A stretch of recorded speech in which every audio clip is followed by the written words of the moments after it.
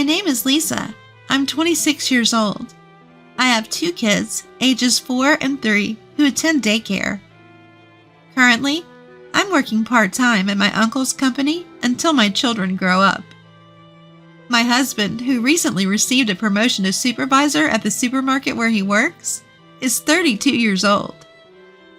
When he got the promotion, he was shyly happy, saying with a smile during dinner, "It somehow reminds me of when I received my first job offer."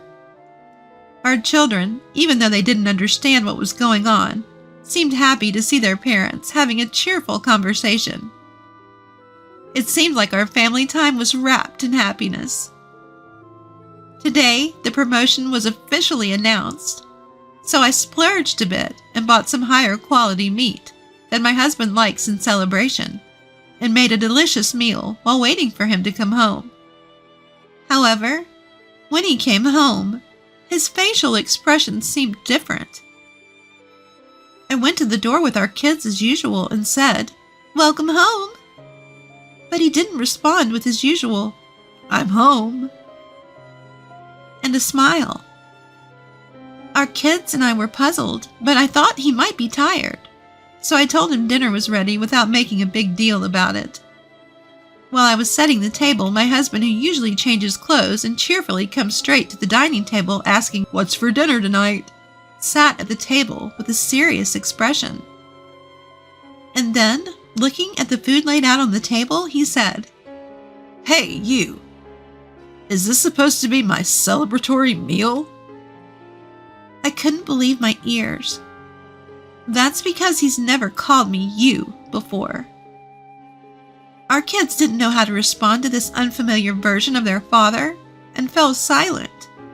Feeling the mood worsen, my husband continued to say things like, "You don't realize how amazing I am. I worked hard to become a supervisor. Do you understand?" Seemingly upset that I didn't seem to respect him enough. I didn't want the celebration to turn sour, and more importantly, I didn't want our children to look anxious, so I tried to appease my husband. "I'm sorry. Thank you for always working so hard for us. We always appreciate it," I told him. He seemed a bit better after I said that, so throughout the meal, I tried to sprinkle words of appreciation and gratitude into our conversation. But he kept saying things like, "This meal isn't enough for my celebration." I was disappointed because I had splurged on expensive meat that we don't usually buy and made dishes that my husband likes, thinking it would make him happy. But if he thinks the meal is modest, then I must not have met his expectations, I thought to myself, and tried to calm down.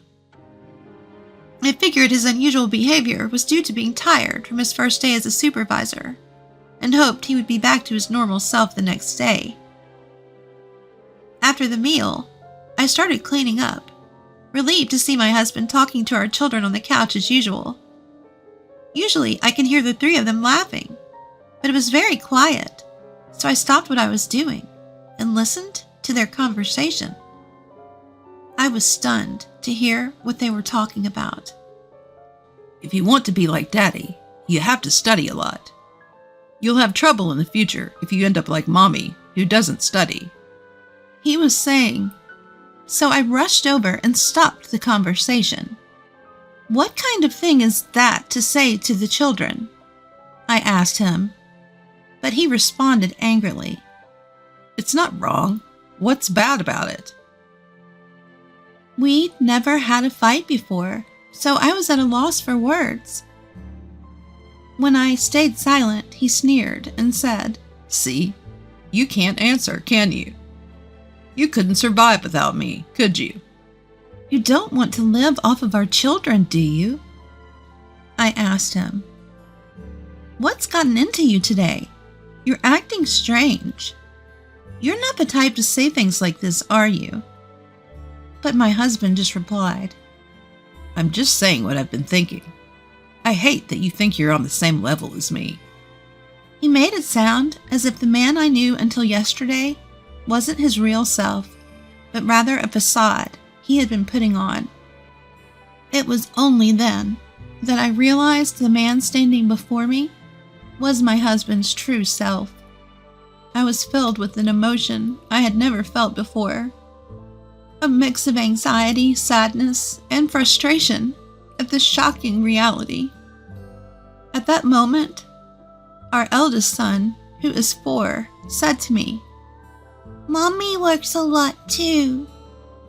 Who's more impressive, your part-time working mom or your dad, the big shot at his company? My husband scoffed at our son's silence, saying, "Can't you understand, even at the age of 4? You must have inherited your mom's brains as well as her looks." Thinking he was being scolded, our son looked down, tears welling up in his eyes. To distract the children from the situation, I suggested with a smile, "Shall we take a bath together?"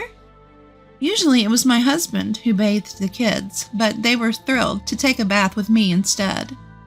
Our eldest son, who usually insisted that I help him undress, quickly started to take off his clothes on his own, and our 3-year-old daughter followed suit, trying her best to undress herself. After helping her a little, her clothes came off, and I praised her with a smile, saying, "Well done." She looked very pleased with herself. Seeing the children like this was so healing that I almost forgot about the incident earlier. While we were in the tub chatting about what happened at daycare, my husband came into the changing room and shouted through the bathroom door, "You're being too loud. And why are you taking a bath before me?" The children clung to me in fear. As my husband grumbled his way back to the living room, our son said with a worried look, "Daddy is mean today." I hugged my daughter, who seemed on the verge of tears, and said, "Daddy is just tired and grumpy today. He'll be his usual self tomorrow." After we got out of the bath and prepared for bed, we went to the children's bedroom earlier than usual. We spoke in hushed voices as not to provoke my husband. The children seemed to find this fun. "It's like we're having a secret conversation," they said, talking more than usual in their little whispers. They even tried to suppress their laughter, perhaps fearing that my husband might get angry. But the more they tried not to laugh, the more they seemed to want to, and they spent the entire time chatting and laughing happily. Watching the children like this, I felt truly happy. Having laughed themselves tired, the children fell asleep earlier than usual. I then headed for the living room where my husband was. My husband was looking at his smartphone, his hand covering his mouth, his face slightly red, as if he was embarrassed. I felt a bit off, but more importantly, we needed to discuss my husband's behavior earlier today. "You've been acting really strange today," I told him. "Even the kids are getting worried." He replied, "What's so weird about me? If anything, you're the strange one. Aren't I supposed to be respected by our kids? Do you want them to turn out like you?" He didn't feel guilty at all, even going so far as to belittle me. I told him, "I've not led a life that deserves being looked down upon." But he just kept insisting. "Your way of thinking is wrong." And we couldn't have a proper conversation. Then he said, "We're doing things my way from now on. I'm going to change our family's wrong ways." When I asked him what he meant, he suggested that the family should always put him first, take a step back, and create an environment where he can relax. I told him, "That's too different from how we've been doing things. The kids will be confused. Please stop." But it seems like he heard about the family life of a department head he respects, and thought that my and the kids' attitudes towards him at home were wrong. It seems he got some words of encouragement from the department head when he got promoted, and had a little chat. In that conversation, the department head had said, "The reason I was able to become a department head a bit earlier than my peers is thanks to my wife." So my husband asked the department head about his wife and family. The department head's wife doesn't let him do anything, allowing him to focus solely on his work. This hasn't changed even after their child was born, and she manages all the housework and childcare perfectly. Their child, apparently, wants to be just like their father, too. Hearing this, my husband seemed to think that the reason his promotion came later than his peers was my fault. He now believes that if he makes our family like the department head's family, he can catch up with his peers and get promoted earlier. I didn't say it out loud, but I thought to myself that it wasn't my fault, but rather his work wasn't being appreciated. I felt so drained all of a sudden. As I was heading to the bedroom to sleep, my husband stopped me. The moment I got promoted, I've been admired more than ever by the part-timers and temps. As soon as I became a supervisor, my phone never stops buzzing, he said, a hint of blush on his face. Then he said, "You should be more grateful you've got such a popular guy for a husband." Misunderstanding the fact that people were relying on him means he's popular. I had my doubts about what he said, but I was too exhausted, so I just said, sure, and went to the kids' room. I got into the kids' bed and decided to sleep there. The next morning, I was disappointed to find that yesterday wasn't a dream. When our son casually said, "Good morning," to my husband, he suddenly yelled, "It's good morning, sir," to your father.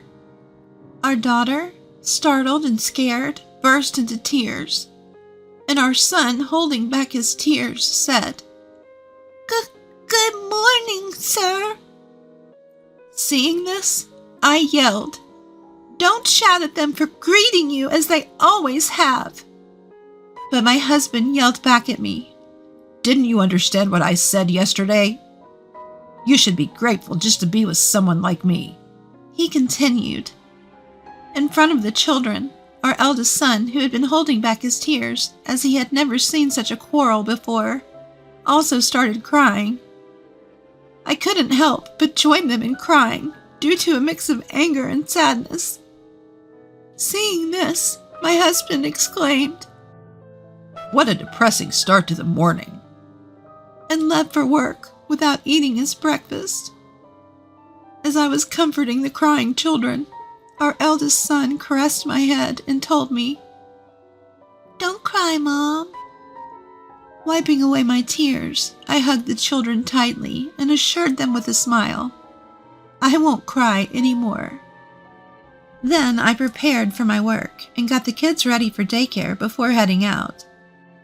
When I was with the children, I could act cheerfully, but when I was alone, I felt incredibly down. I can't help but think about how to restore our family to its previous state of happiness. The company I work for is a consulting firm run by my uncle. My uncle is my mother's brother. Since he and his wife never had children, they've always doted on me since I was young, like a second set of parents. On his recommendation, I obtained the necessary certification to work as an HR consultant, and now I work at his company. After I gave birth to my children, they have allowed me to work shorter hours. While my uncle runs the consulting firm, my aunt runs a real estate agency. Our apartment is rented from her real estate company. When I arrived at work, my uncle noticed my tear-streaked face and expressed his concern. I brushed it off with a smile, saying, "I just couldn't help but cry when I saw the kids off to daycare." But I think my uncle saw through me. He kindly told me, "Don't hesitate to talk to me if you need anything," while patting my head. Once again, I held back my tears and got on with my work. After finishing work at 3 p.m., I bid farewell to my colleagues who were still working and went to pick up my children from daycare. We then headed to the supermarket for groceries. The supermarket is also where my husband works. I am familiar with the staff, so I greet them as I shop. A part-time worker, who usually chats with me, congratulated me on my husband's promotion to supervisor. I responded, "Thank you. It's all thanks to all of you. Please continue to support my husband." Usually, this part-time worker would engage in some small talk, but today she approached me with a serious expression. Just as she was about to say something, my husband, who happened to be in the store, caught her attention, and she quickly returned to her duties. My husband told me, "Don't interfere with a part-timer's work. Finish your shopping and go home." I thought I might have indeed disturbed her work, so I simply replied, "All right," and started shopping, pulling along our child's hand. After finishing shopping and waiting in line for checkout, I saw my husband talking to a young female part-timer at a distance that seemed too close for just work-related conversation. I brushed it off and continued with the checkout when my daughter went over to my husband and the part-timer. My husband shooed her away with a dismissive hand gesture. She returned to me with a saddened expression. As I looked at my husband, he and the part-timer went into the back of the store through a door. My woman's intuition was at work, and I had a bad feeling. But more than that, my mind was filled with the question of how could I restore my family to its previous happy state. After doing the shopping, I got home, let the kids play, and pondered while preparing dinner. But no good ideas came to mind. I thought about consulting my uncle, but I decided to think more about it because it's about my own family. I told myself that there must be a way out. I had dinner ready by the usual time my husband gets home, but no matter how long I waited, he didn't come back. I thought I would just get scolded if I called him, so I waited for him to come home without calling. I ate dinner with the kids first, took a bath together, and finally, when the kids were asleep in their bedroom, my husband came home. His working hours are from 8 a.m. to 5 p.m., and the store closes at 8 p.m. I wondered if he had to work overtime. So I didn't ask anything and just reheated dinner. However, my husband said, "I don't need dinner today. I've already eaten." So I silently turned off the stove and cleaned up. When I glanced at my husband, he seemed to be exchanging messages with someone on his smartphone. He noticed my gaze and began to make excuses, even though I didn't ask, saying, "Listening to the employees' concerns is also a part of a supervisor's job." At that moment, I felt my woman's intuition was getting closer to the truth. Something's fishy, I thought. I felt like my husband was no longer the man I loved, and I was overcome with sadness. My heart ached sharply. My heart rate quickened, and I felt constricted. I can't restore my happy family by myself.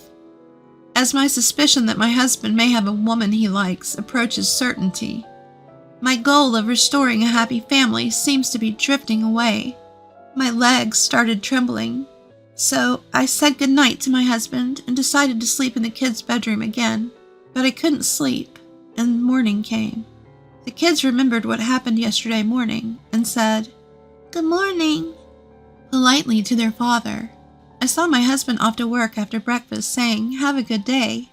During the sleepless night, I was thinking about how to restore my family. To do that, I concluded that I must bring back my husband's feelings towards the family. So I decided to study cooking more and work harder on housework to win back his feelings. However, my husband started coming home late almost every day and stopped eating at home. I thought I should not provoke him now and did not discuss it with my husband. No, maybe I was scared to find out that my husband's feelings were no longer with me, and I might not want to hear harsh words from my husband. So I started to avoid conversation as much as possible. One day, when I was sleeping in the kids' bedroom as usual, I heard a conversation in the living room as if my husband was talking to someone. Even though I thought eavesdropping was bad, I quietly approached the living room door and listened to the conversation through the door. "It's okay, Mary. She won't find out. My wife is so oblivious." I realized that the woman my husband is thinking about now is Mary. "I really love you, Mary," he said. I was listening very calmly, as if I had given up on winning back my husband's feelings. I could give up my family for your sake, Mary. When these words came out of my husband's mouth, my mind went blank. I flung open the door and confronted my husband. What do you mean by giving up your family? Are you saying you'll abandon not only me, but also our children? I yelled at him. My husband quickly hung up the phone, his face slightly flustered. But the next moment, he had a defiant attitude. You'd have a hard time with 2 kids if we divorced, so just silently accept that I'm seeing her, he said. What are you talking about? There's no way I can accept that. It's not a parent's place to talk about abandoning their children. I couldn't hold back any longer, even though I was worried about waking up the kids. I couldn't stay calm, and I raised my voice to my husband. My husband, who had never seen me argue back so much, was taken aback, but he took a deep breath and shouted back at me. Who do you think you are, working part-time? If you're so bitter, stop leeching off me. Don't you dare defy me. The next moment, our eldest son went up to my husband and cried out, I hate you! Get out! My husband said to our eldest son, You guys are the ones who should leave. I stood in front of our son and said, Don't be so harsh on the kids. I thought our son would cry even more, but he was glaring at my husband with an angry face. My husband took out an envelope, likely from the government office, from his bag, and handed it to me with a smirk. Inside the envelope was a divorce paper. You guys get out. I'll give you 2 days. Be out by then. Saying that, my husband packed his things and left in the car. I hugged our eldest son and said, Thank you for standing up for Mom. To which he replied, I hate anyone who bullies Mom, and began to cry. When I went into the bedroom where our son and daughter were, our daughter jumped out of the bed, hugged me, and started trembling as she cried. I told my children, Shall we live somewhere without Daddy, just the 3 of us? Without any hesitation, the kids said, We don't want this scary place. We don't need Dad. Their decision as little kids might change someday.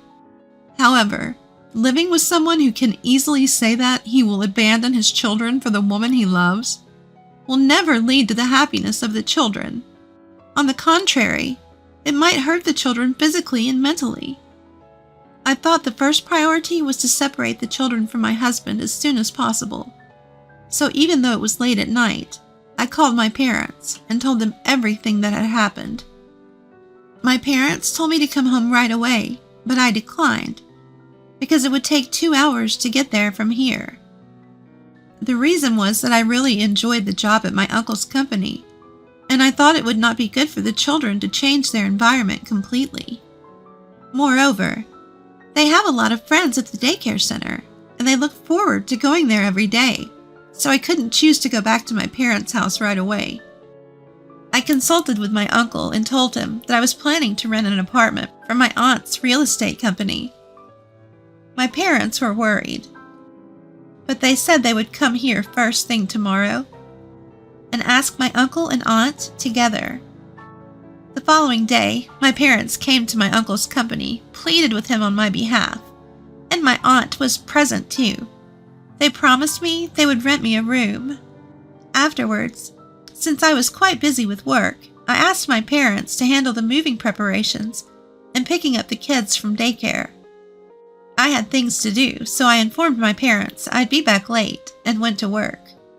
When my shift ended, I went to the supermarket where my husband works and informed him that I agreed to the divorce. And once that was done, I would go to the county clerk's office to submit the divorce papers. A part-time worker who seemed to want to say something to me then stopped me. She took me to the restroom and conveyed what she had wanted to tell me the other day. I couldn't say this before, but your husband seems to be chasing after a part-time girl. I asked the part-time worker if the girl's name was Mary. She looked surprised and asked, How did you know? I told her that my husband had told me they were dating. She then said she would call this Mary girl and left the restroom. I waited for Mary with mixed feelings. Soon, Mary, a girl with a cute face, came alone. She told me that my husband had threatened her by saying, I won't cut your part-time contract if you get along with me. He also told her to exchange contact information, and she reluctantly did so, after which she started receiving messages from him at all hours.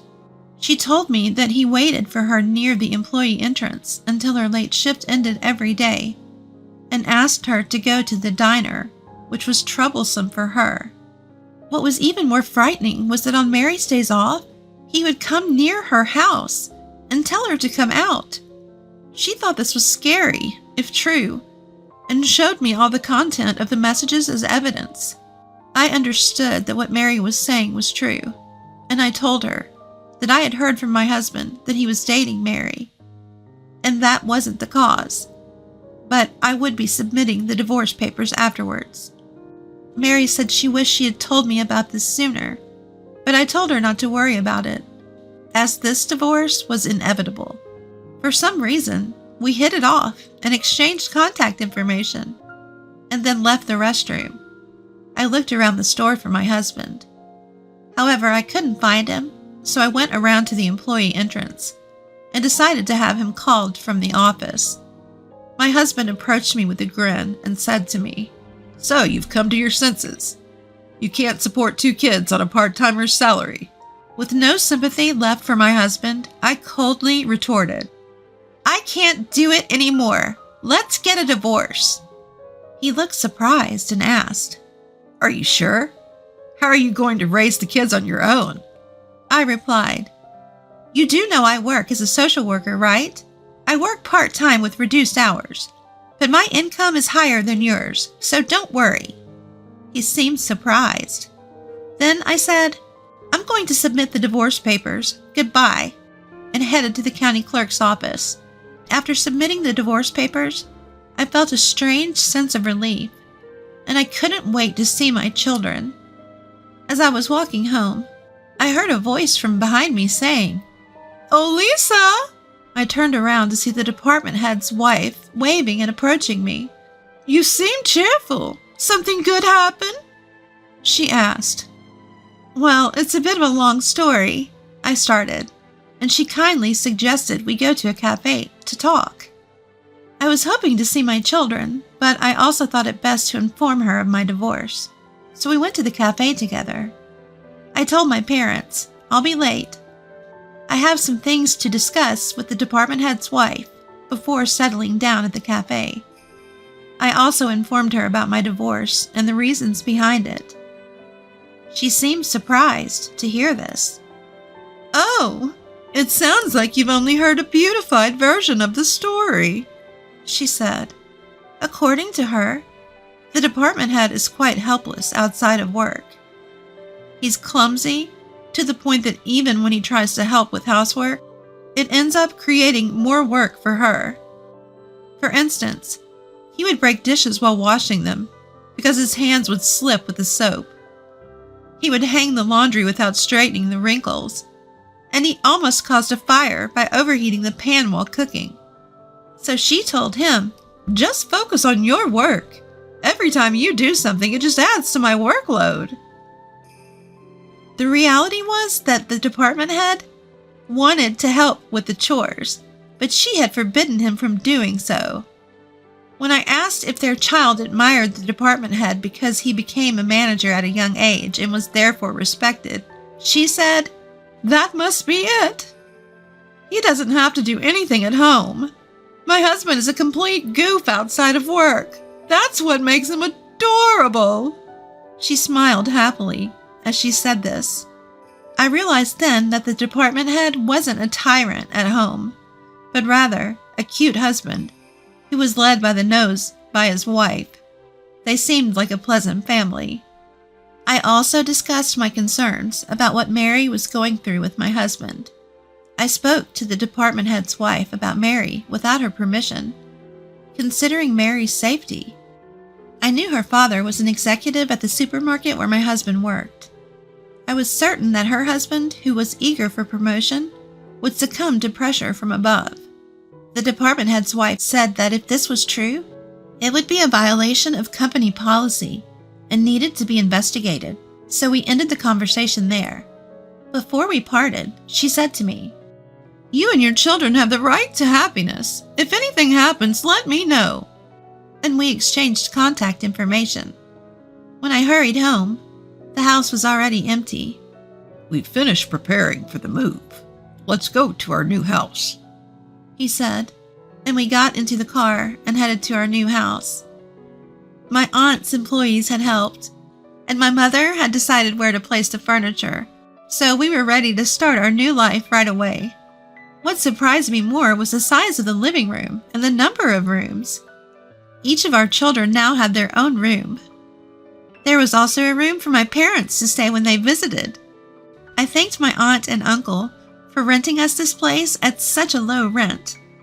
"You really don't need to pay any rent," my aunt said, but I was grateful even for the reduced rent. That night, we celebrated the divorce and the move with those who had helped us. 3 days later, I got a nasty call from my ex-husband, which I, of course, ignored. I only read the one message he sent on WhatsApp, but I didn't respond. He was surprised to find that all the furniture was gone and only his belongings were left in the room, and demanded the furniture back. Most of the furniture was something I bought when I was single, so I just overlooked it. 3 days later, I got a call from the department head's wife as well. She told me that the department head had given my ex-husband a stern talking to. Apparently, he was left in a state of shock, his face pale, after being told to live in regret for the rest of his life because there was no turning back. After that, Mary and her parents went to the headquarters compliance department, explained what had been done to her by my ex-husband with evidence from their WhatsApp messages, and submitted call recordings as new evidence. It seemed that this was suggested by the department head's wife to Mary. When my ex-husband found out that the damage report had been reported to the headquarters, he said, "I'm not stalking her. We're dating." However, he was told by the folks at the headquarters that "Having a romantic relationship with a part-time employee while you have a wife is also a violation of compliance." He was shocked into silence. Then, the headquarters representative showed the evidence submitted by Mary, and upon realizing that he had really been causing trouble, that there had been no relationship, and that it was all a misunderstanding, my ex-husband broke down in tears. In the end, it seems he was given a notice of dismissal from the company and was said to be transferred as a regular employee to the branch in Alaska. After that, it seems my ex-husband went to report our divorce and demotion to his in-laws. The in-laws were angry about the cause of the divorce and the fact that they would never see their grandchildren again, and they kicked him out of the house. I received an apology and report from my in-laws about this. I also received an apology from my in-laws, and they promised to make sure he paid his child support properly.